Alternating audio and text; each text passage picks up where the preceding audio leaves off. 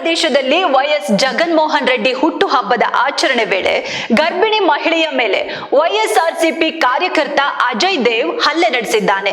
ಪಟಾಕಿ ಸಿಡಿಸಬೇಡಿ ಎಂದಿದ್ದಕ್ಕೆ ಆತ ಹೊಟ್ಟೆಗೆ ಒದ್ದಿದ್ದ.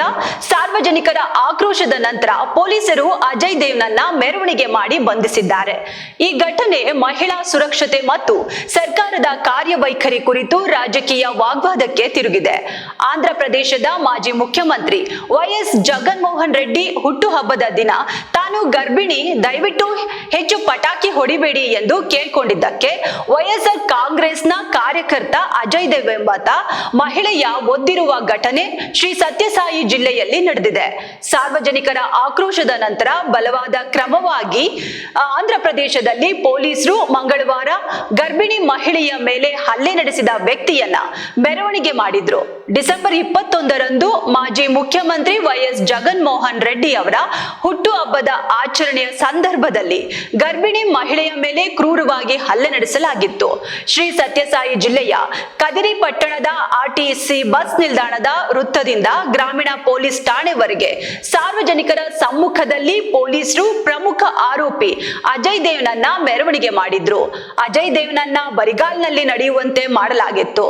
ಸಂಧ್ಯಾ ರಾಣಿ ಎಂಬುವರು ಇಲ್ಲಿ ಹೆಚ್ಚು ಜನಸಂದಣಿ ಇದೆ, ಸ್ವಲ್ಪ ದೂರದಲ್ಲಿ ಪಟಾಕಿ ಸಿಡಿಸಿ ಎಂದು ಮನವಿ ಮಾಡಿಕೊಂಡಿದ್ದಕ್ಕೆ ಕೋಪಗೊಂಡು ಆತ ಆಕೆಯ ಮೇಲೆ ಹಲ್ಲೆ ನಡೆಸಿದ್ದ. ವೈಎಸ್ಆರ್ಸಿಪಿ ಕಾರ್ಯಕರ್ತ ಅಂಜಿನಪ್ಪ ಜೊತೆ ಸೇರಿ ಆಕೆಯ ಕತ್ತು ಹಿಸುಕಿ ಕೊಂದು ಆಕೆಯ ಗರ್ಭದಲ್ಲಿರುವ ಮಗುವಿಗೆ ಹಾನಿ ಮಾಡುವ ಉದ್ದೇಶದಿಂದ ಹೊಟ್ಟೆಗೆ ಒದ್ದಿದ್ದಾರೆ ಎಂದು ಪೊಲೀಸರು ತಿಳಿಸಿದ್ದಾರೆ. ಘಟನೆಯನ್ನ ಗಂಭೀರವಾಗಿ ಪರಿಗಣಿಸಿದ ಪೊಲೀಸರು ಅಜಯ್ ದೇವ ಅವರನ್ನ ಬಂಧಿಸಿ ನ್ಯಾಯಾಂಗ ಬಂಧನಕ್ಕೆ ಒಪ್ಪಿಸಿದ್ದಾರೆ.